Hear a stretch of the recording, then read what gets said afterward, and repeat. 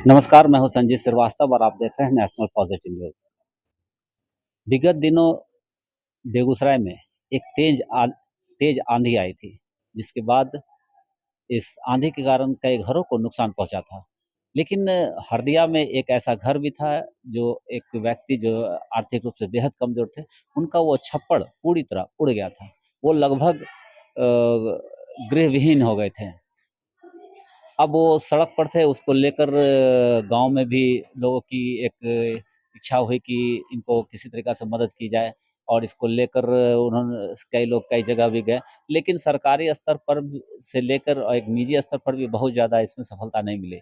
इस बात की जानकारी शहर के जाने-माने चर्चित चिकित्सक, हृदय रोग विशेषज्ञ डॉक्टर रंजन चौधरी को भी मिली। इसके बाद वो हरदिया गाँव गए और हरदिया गाँव में जाकर उस व्यक्ति से मिले जिनका छप्पड़ उड़ गया था।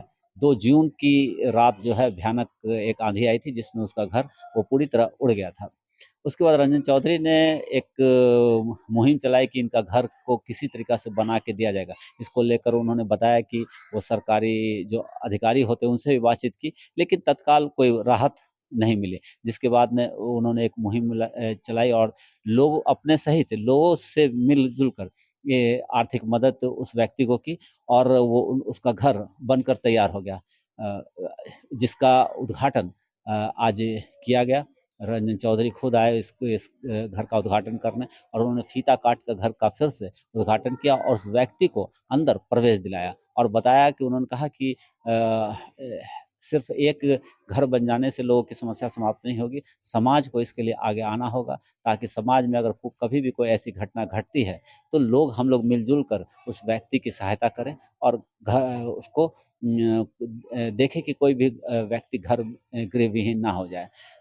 रंजन चौधरी ने बताया कि वो तत्काल जनस्वराज पार्टी से मटिहानी विधानसभा से अपना उम्मीदवारी पेश करेंगे, और इसको लेकर वो लगातार मटिहानी क्षेत्र में घूम रहे हैं, और घूमने के बाद पता चला कि यहाँ कितनी भी गरीबी है, कितना पिछड़ापन है, जिसको लेकर उन्होंने एक मुहिम चला रखी है कि अगर वो विधायक बनते हैं, तो यहाँ जो मटिहानी में एक कई चीज़ों की समस्या है, जैसे डिग्री कॉलेज नहीं है, बाढ़ की समस्या है, ऊपर से जो पिछड़ापन है, आर्थिक रूप से पिछड़ापन है, उस सब को दूर करने का वो प्रयास करेंगे। सबसे पहले तो हम धन्यवाद देते हैं आप सभी मीडिया बंधुओं को और यहाँ चिलमिल हरदिया वासियों को, यहाँ की जनता को।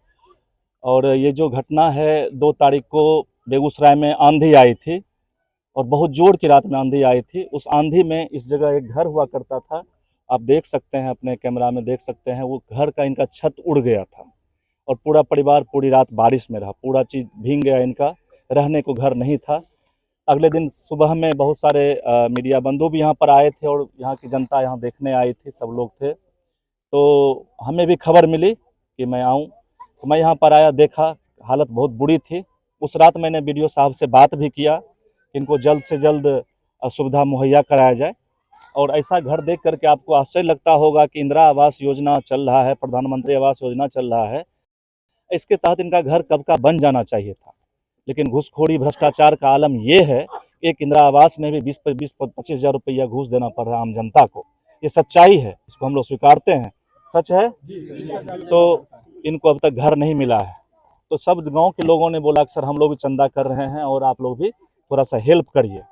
तो हमने सब लोग गांव में हरदिया वासी लोग मिल करके इनका एक घर बनाए हैं, जो एस्बेस्टस लगा, सारा चदरा लगा, सब व्यवस्था करवा करके तैयार किए।